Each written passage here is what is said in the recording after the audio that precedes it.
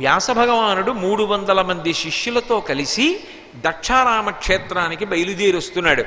మధ్యలో అగస్త్య మహర్షి కనబడ్డాడు. అగస్త్య మహర్షితో మాట్లాడుతూ దక్షారామ క్షేత్రం గురించి పార్వతీదేవి ఏమని చెప్పిందో చెప్పాడు. చెప్తూ ఒక మాట అన్నాడు. అసలు నిజానికి ఈ యావత్ ప్రపంచంలో కూడా చాలా చాలా గొప్పదైనటువంటిది కర్మభూమి, వేదభూమి, యజ్ఞభూమి ఈ భారతదేశం. మళ్ళీ ఈ భారతదేశం అంతటిలోనూ కూడా చాలా గొప్పదైనటువంటి క్షేత్రం ఏది అంటే కాశీ ఎక్కుడు. కాశీ క్షేత్రం అన్ని క్షేత్రముల కన్నా కూడా చాలా గొప్ప క్షేత్రం. అంబ పార్వతి నాతోడ అనతిచ్చే కాశీ ఎక్కుడు క్షేత్ర సంఘములలోన కాశికమ్మను ఎక్కుడు గౌరవమున భోగమోక్ష నివాసంబు దక్షవాటి.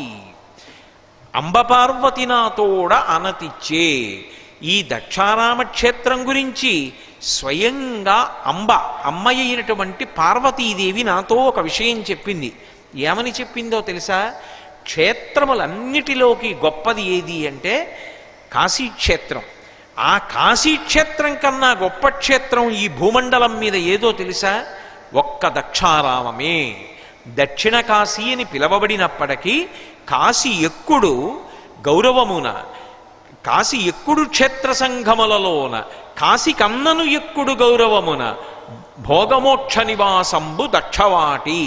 కాశీ పట్టణానికి వెడితే ఒక్క మోక్షం గురించి మాత్రమే వెళ్ళాలి. కానీ దక్షారామ క్షేత్రానికి ఉన్నటువంటి గొప్పతనం ఏమిటంటే అసలు దక్షారామ క్షేత్రంలో మోక్షానికి మోక్షము లభిస్తుంది. అలాగే అక్కడ విశేషమైనటువంటి భోగానికి కూడా అదే క్షేత్రం.